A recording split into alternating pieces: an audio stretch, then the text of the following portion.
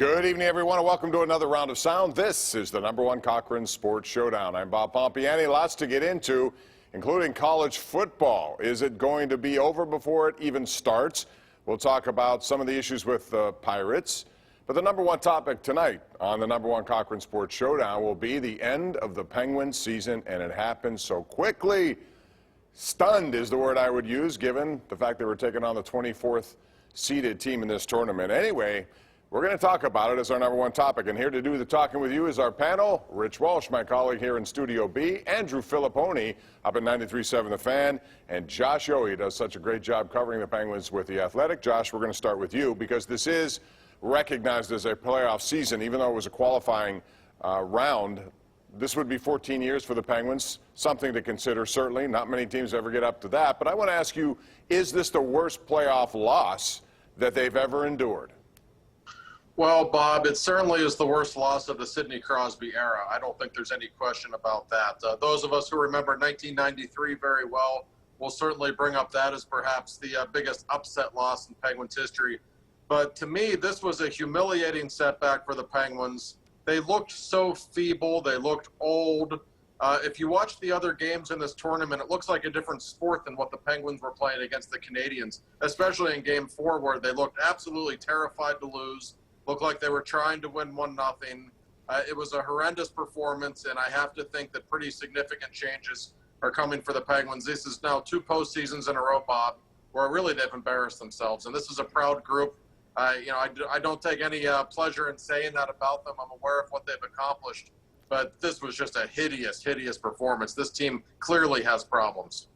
Yeah, if you look at those last two, if you look at the last 2 playoff series, for me, it's 1 and 1A. This one was really bad. Everyone expected to win. Last year was bad, too. When you combine both together, it's awful. I think this organization needs to really look in the mirror and see what's wrong. Like you said, they need some big changes. They need some major changes. They need to rethink what they're going to do. And I don't know what you think, but maybe they need a little humility here. I thought they had it last year, but now, again, this team isn't as good as everyone thinks they are. Well, I feel like it's the worst, and I feel this is amazing. We're in Josh's living room. I can see a squirrel in his backyard on that tree. This is just unbelievable, Josh. Thank you so much for doing this. But you know what, guys? I feel like it's the worst right now. That's my emotional reaction to it.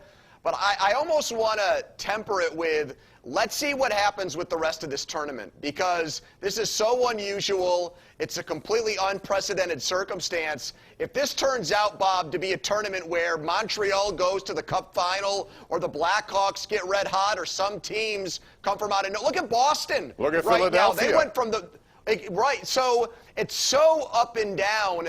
You know, to stop for 5 months and play again, it's just hard for me to compare this to 93 or to 2010 or when they blew a 3-1 lead to the Rangers, because this is such a funky playoff situation. Hey, guys, weren't we saying this a few years ago, and they went on to win 2 cups, that the playoff run was over, they looked bad, they got to make so many changes, and they went on to win 2 cups? I do think that this time around is a little different, though. All right, Josh, I want to ask you this. Mike Sullivan, who's done a wonderful job as head coach here, I thought got badly outcoached by Claude Julien, who's had a history of doing this to the Penguins. I want to ask you specifically in that last game, why was it that the Penguins appeared as if they were the 24th seed, looking for the other team, waiting for a mistake instead of going on an attack? They virtually had no offense in the first couple of periods. How do you explain that? Why did it happen? They certainly didn't look like the Penguins, and I have heard from a couple of players that they weren't real thrilled with the system that was in place for this series. The Penguins wanted to run and gun, score goals, and I think they felt like Mike Sullivan wanted them to win 2-1 games, and that's not what they're built to do. It was very curious, and I think Mike Sullivan's a great coach, but this was his worst moment as Penguins coach. I will direct you to Game 3, Bob, with 5 minutes left, under 5 minutes left. They're down a goal, and Sam Lafferty and Jack Johnson were on the ice with under 5 minutes left. Is absolutely stunning to me, just very puzzling.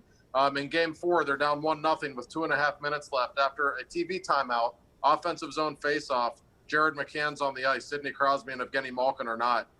There were a lot of very, very curious decisions from him in this series, the least of which, by the way, was for those of us, and there weren't many of us who were at training camp, Tristan Jarry was clearly the better goaltender every day. It wasn't even close. I've been saying that all along. The eye test wins there. Tristan Jarry should have started from the beginning. I think they might have won this. Yes.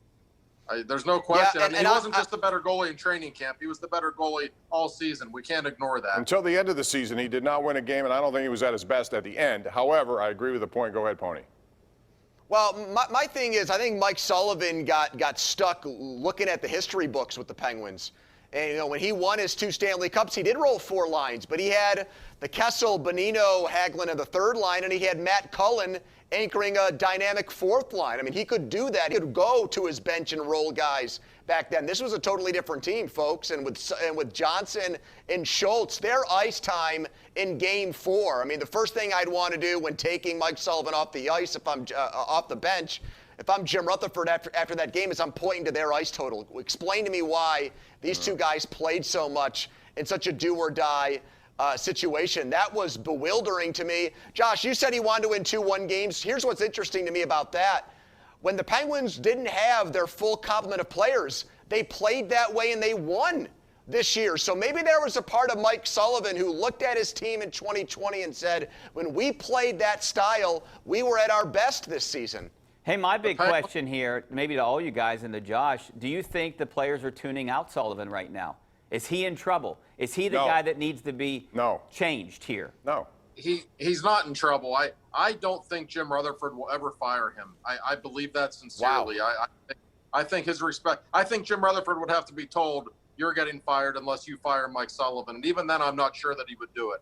I think he holds Sullivan in that high of regard. I truly believe that. But I mean, the issues in this series were impossible to ignore. I don't know that they were tuning him out, but I can tell you, I've been on this beat for more than a decade.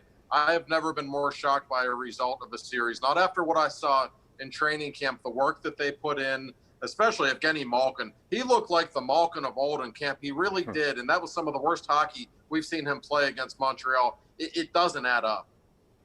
All right, we're going to continue this conversation. We're going to talk about what's next for the Pittsburgh Penguins because they have a lot of interesting men who are available as restricted and unrestricted free agents. They also have an expansion draft coming out, and who knows, they may be the draft lottery winners again. It's all on the table. It's all coming up. But first, I want to tell you, you know, in what's been a most unusual year, you'd all agree with that, it should come as no surprise that number 1 Cochran now wants you to sell them a car. Yeah, you heard me right. It's their first ever Sell Us Your Car buying event. You're going to get top dollar for your vehicle and a check-in hand with 24 hours notice. You need cash. They need cars. This is a situation you don't want to mess up. So don't miss it. It's number 1 Cochran's Sell Us Your Car buying event. It starts online now at Cochran.com, or you can stop by any of their stores. And we'll be right back with more Hockey Talk next.